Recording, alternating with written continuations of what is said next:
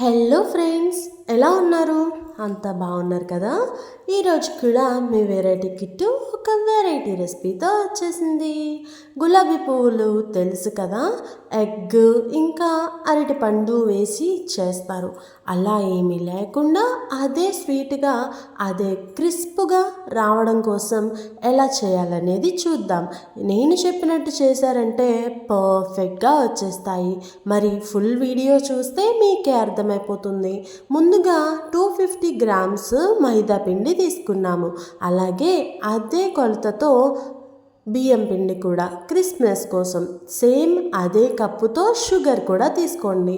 అలాగే 4-5 యాలకులు వేసి పౌడర్ చేసేసి ఇలా తీసుకోండి. షుగర్ కొంచెం తక్కువ కావాలంటే తగ్గించుకోవచ్చు. ఆ తర్వాత కొంచెం కొంచెంగా వాటర్ పోసుకుంటూ ఈ కన్సిస్టెన్సీ వచ్చేటట్టు ఒక్కసారి కలిపేసి ఒక 10 నిమిషాలు వదిలేయండి. ఆ తర్వాత చూడండి, ఒక డీప్ ఫ్రైకి సరిపడినంత ఆయిల్ అయితే బాగా వేడి చేసుకోవాలి. అందులో మన గులాబీ పువ్వులు వేసే కాడలు ఉంటాయి కదా, ఇవి వేడి చేసుకోవాలి బాగా. ఎంత వేడైతే అంత బాగా గులాబీ పువ్వులు విచ్చుకుంటాయి, అలాగే కాడ నుంచి ఊడి మనకు వచ్చేస్తాయి.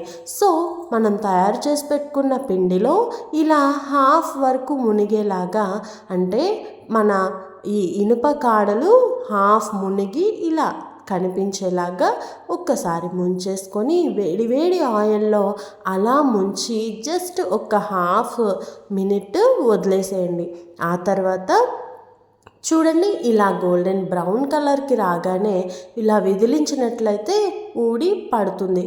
లేదు అతుక్కుంది అనుకుంటే మాత్రం ఏదైనా స్పూన్ కానీ ఏదైనా ఒక వస్తువు తీసుకొని మన ఎడ్జెస్ అంటుకున్న చోట తీస్తే సరిపోతుంది. చూడండి, ఈ ఎడ్జెస్ ఉన్నాయి కదా, ఇవి మాత్రమే ఇలా అంటుకుపోతాయి. సో అవి మనం విదిలించేసుకొని చక్కగా తీసి ఒక్కసారి ఆయిల్లో వేసి పైకి తీస్తే సరిపోతుంది. చూడండి, ఇలా మనం విదిలించుకునే పని లేకుండా చేయాలి అంటే కాడ చాలా వేడిగా అయ్యేంత వరకు నూనెలో మనం ఉంచాలి. ఇలా కాడ కానీ ఎక్కువ వేడి అవ్వకపోతే ఇట్లా అంటుకుపోతుందని నేను చూపించడం కోసం మీకు ఇది చేసి చూపించాను. అదే ఈ ఇనుప చువ్వ అనేది బాగా వేడిగా కాలింది అనుకోండి, ఈజీగా టపా టపా అనుకుంటా ఒక 100 వరకు చేసేయచ్చు. సో మరి ఈ రెసిపీ మీకు నచ్చిందని అనుకుంటున్నాను. ఒక్కసారి ట్రై చేసి చూసారంటే మీకే అర్థమైపోతుంది. ఫస్ట్ టైం ఛానల్ని చూస్తే కనుక ప్లీజ్ సబ్స్క్రైబ్ చేయండి. అండ్ కంపల్సరీ ఈ రెసిపీ చేసి చూడాల్సిందేనండి, అంత బాగుంటాయి అండ్ ఈజీగా కూడా అయిపోతాయి. కొలతలకు పిండి కూడా ఎక్కువ పట్టదు కూడా. So thank you for watching.